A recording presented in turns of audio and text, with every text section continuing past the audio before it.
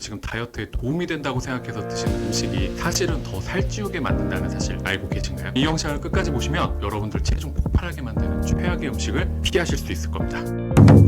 다이어트 시작한다고 해서 저칼로리 제품인 곤약밥이나 프로틴바 같은 저칼로리 음식들을 준비하셨을 겁니다. 왠지 이런 음식의 칼로리를 보면 밤에 먹어도 안심이 될 것 같기도 하죠. 하지만 이 칼로리만의 문제는 아닙니다. 여러분들 다이어트에 도움이 안 되는 이유는 가공식품과 인스턴트 식품이라는 점인데요. 자, 가공식품은 성분 자체가 우리 몸의 식욕 중추를 교란시키는 역할을 합니다. 즉 칼로리 적은 음식을 먹어서 식욕을 만족시키는 것이 아니라 오히려 식욕을 더 자극시킬 수밖에 없습니다. 여러분들도 야식을 참기 어려워서 저칼로리 음식을 한번 입에 넣고 나서는 연이어서 막 밀려오는 식욕으로 인하여 잠도 못 자고 결국은 배달 음식을 시켜 드시거나 다른 음식을 폭식하고 다음날 후회해 보신 적이 한 번쯤은 있으실 겁니다. 다이어트를 위해 만들어진 음식들은 맛도 없고 식욕을 충분히 충족시켜주지 못하기 때문에 다이어트를 방해할 수밖에 없습니다. 따라서 정말로 식욕을 참지 못할 때는 식욕과 싸우지 마시고 건강한 음식을 조금씩 먹고 달래보시는 것이 더 나으신 전략입니다. 자, 두 번째로 여러분 다이어트 기간에 꼭 피해야 될 음식은 바로 빵과 떡입니다. 탄수화물은 우리 몸에 빠르게 에너지를 만들어주기 때문에 본능적으로 땡길 수밖에 없는 좋은 음식입니다. 따라서 건강한 곡류를 꼭꼭 씹어 드시거나 적당량 드시는 거는 건강에도 좋고 다이어트에도 실제 도움이 되는데요. 하지만 빵과 떡은 그렇지가 않습니다. 이 둘의 문제점은 아주 빠르게 체내당을 올리기 때문에 문제가 생기는데요.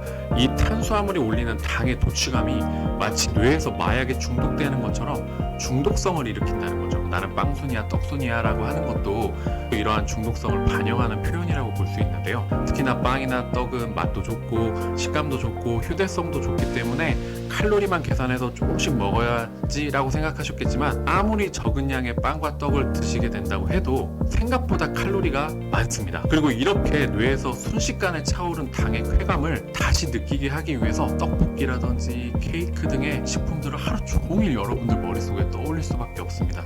음식 중독 상태에 빠지기가 쉽다는 거죠. 다이어트 기간을 어떻게 참으셨을 수 있다 하더라도 다이어트가 끝나고 나서 폭식이 나타나고 요요가 나타나는 이유이기도 합니다. 다이어트 기간만큼은 빵과 떡을 끊지 못하신다면 다른 고칼로리 음식이나 트랜스 지방이 가득한 음식에 대한 열망을 쉽게 잠재우시기는 어려우실 겁니다. 자, 세 번째로는 내 체질에 안 맞는 음식입니다. 제가 이전 영상에서도 살이 잘 안 찌는 체질이 있다고 말씀을 드렸는데요. 대표적으로 수체질이라고 말씀드린 적이 있습니다. 따라서 몸매 좋은 수체질들이 닭가슴살이라든지 현미밥을 다이어트 음식으로 먹으라고 해도 나는 아무리 먹어도 몸에 좋은 느낌도 안 오고 살도 안 빠지시는 경험이 있으실 거예요. 만약에 토체질이라면 오히려 돼지고기 수육이라든지 콩밥을 먹는 게 더 다이어트에 도움이 되기 때문입니다. 경험적으로 체질의학을 하면서 제가 느낀 점은 본인 체질에 이로운 음식을 위주로 감량 식단을 짜서 적용해 보시게 되면 일반적인 다이어트 식단을 하실 때보다 훨씬 효과가 빠르고 요요가 적다는 점을 매번 관찰할 수가 있었습니다. 음식뿐만이 아니라 음료 또한 제한을 하시는 것이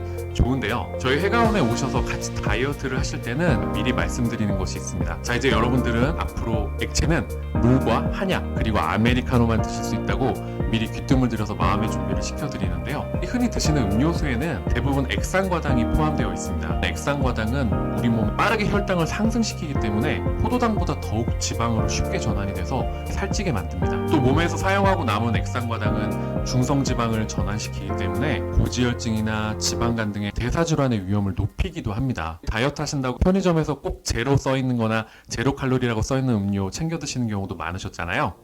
하지만 제로 칼로리 음료에는 아스파탐 등의 단맛을 내는 성분들도 들어가 있습니다. 그리고 실제로는 100g당 4칼로리를 넘지 않으면 제로라고 표기할 수 있는 법이 있기 때문에 많이 드시게 되면 다이어트에 결국 도움이 되지 않게 되는 것입니다. 다이어트를 결심하셨다면 적어도 오늘 제가 알려드린 최악의 음식과 음료만큼은 꼭 피해보시기를 바라겠습니다.